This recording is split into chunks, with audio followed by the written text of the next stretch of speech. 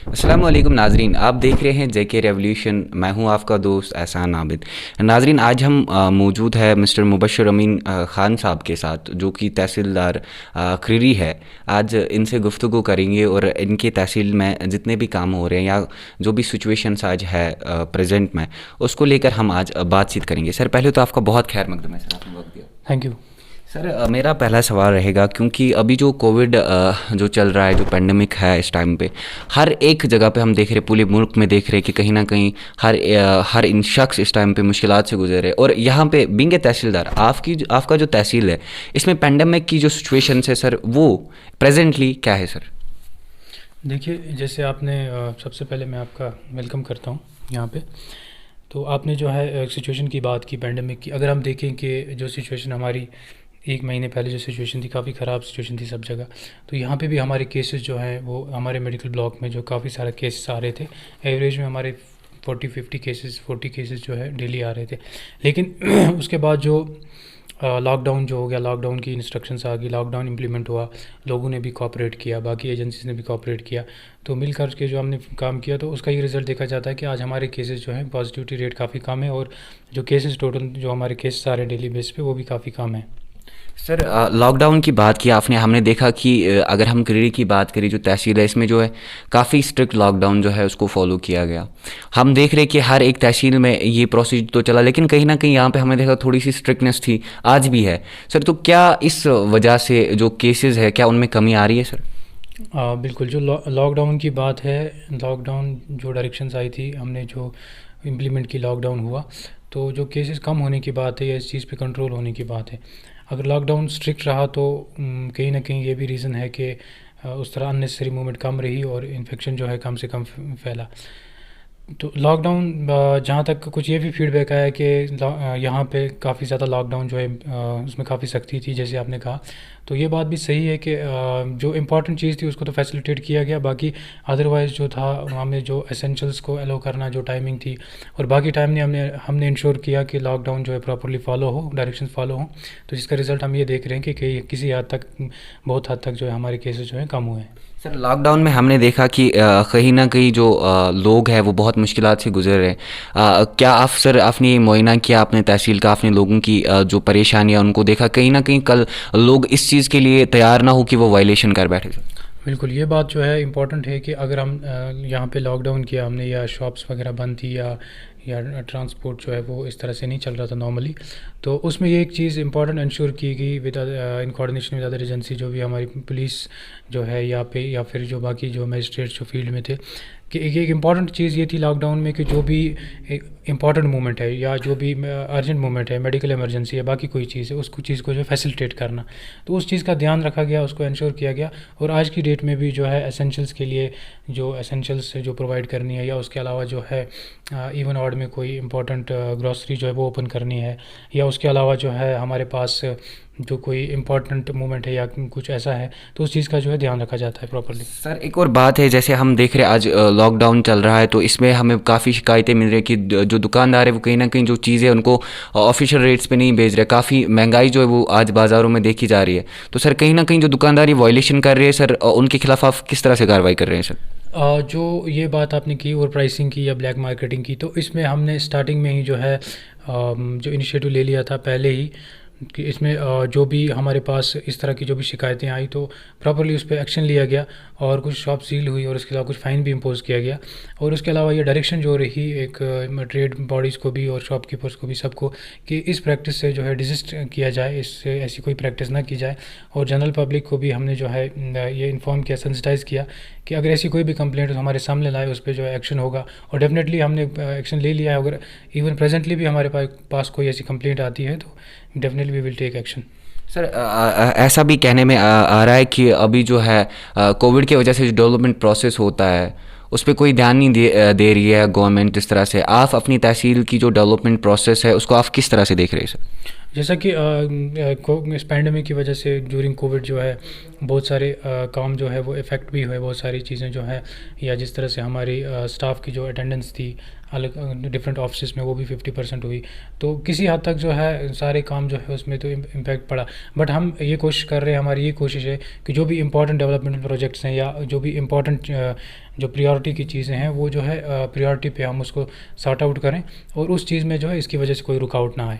Sir इससे पहले आपने श्रीनगर में काम किया है और अब आप यहाँ पे काम कर रहे हैं क्रीरी में एज ए तहसीलदार। तो सर एक अर्बन एरिया से एक रूरल एरिया में आप आए हैं, तो सर क्या आपको डिफरेंस लग रहा है? वहाँ का काम, जो वहाँ काम करना इजी है या यहाँ काम करना इजी है सर? कौन सी ऐसी डिफरेंस लग रही है सर? जैसे कि आपने बात की, मैं ये कहूँगा कि हर एक सेटअप में जो है अर्बन हो चाहे रूरल हो जो भी हो, हर एक सेटअप में जो है अपने चैलेंज हैं। तो वहाँ के कुछ और चैलेंज थे और यहाँ के कुछ और चैलेंज हैं।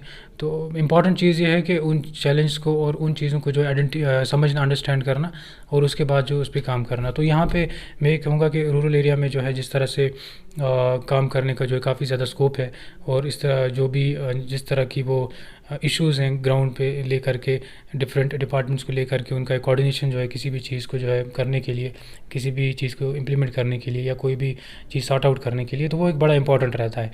तो डिफरेंस यही है कि थोड़ा सा डिफरेंट, हर जगह के चैलेंज जो डिफरेंट होते हैं उनको समझ करके जो है एक प्रॉपर डिस्पोजल हो, दैट इज़ इंपॉर्टेंट। सर आपने चैलेंज की बात की, एक चैलेंज ये भी है क्योंकि हमने देखा है कि जो यहाँ की यूथ है वो कहीं ना कहीं बहुत ज़्यादा ड्रग्स में इन्वॉल्व हो रही है, क्योंकि अभी जो पैंडमिक चल रहा है उसमें से साइकोलॉजिकल स्ट्रेस भी है।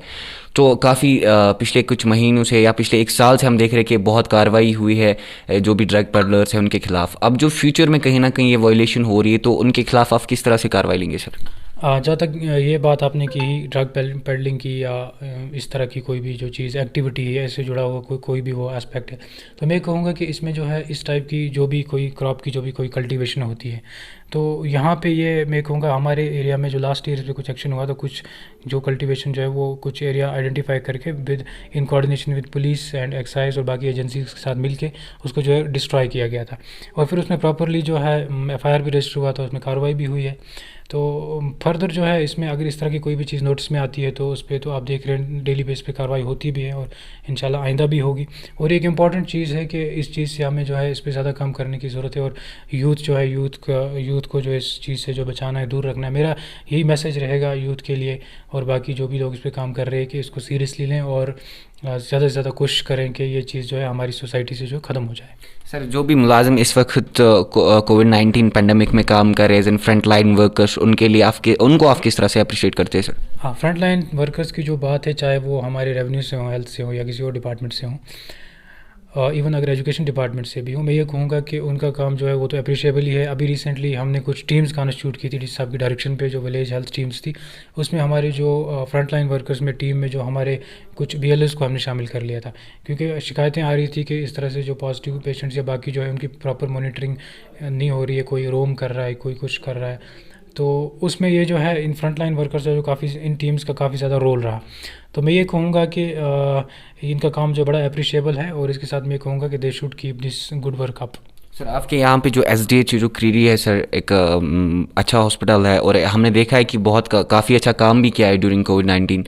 सर आपने मुआयना किया क्या वहाँ का जो काम है ठीक चल रहा है, या खुदा ना खास्ता अगर कल को कोई प्रॉब्लम, क्योंकि जो केसेस है कभी भी राइज हो सकते हैं और अभी भी थर्ड वेव जो अभी आनी बाकी है, तो हम ये कह सकते क्या इंतज़ाम जो है वो पूरा है? अगर कहीं ना कहीं प्रॉब्लम आती है तो ऐसा जो इंतज़ाम है क्या वो आपने अपनी तरीके से पूरा किया है सर?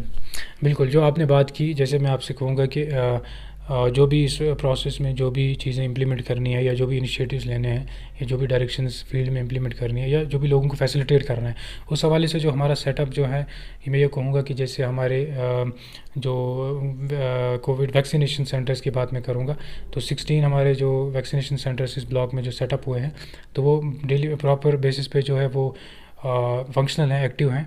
और उसके अलावा जो 18 to 45 target group, age group, जो जिन लोगों को आइडेंटिफाई कर लिया गया है, उनके लिए जो 3 सेंटर्स जो हैं वो आइडेंटिफाई हुए हैं। क्रीरी में, कलंत्रा में है और एक और हमारा जो है वागुरा में है, एक हमारा जो एक और सेंटर।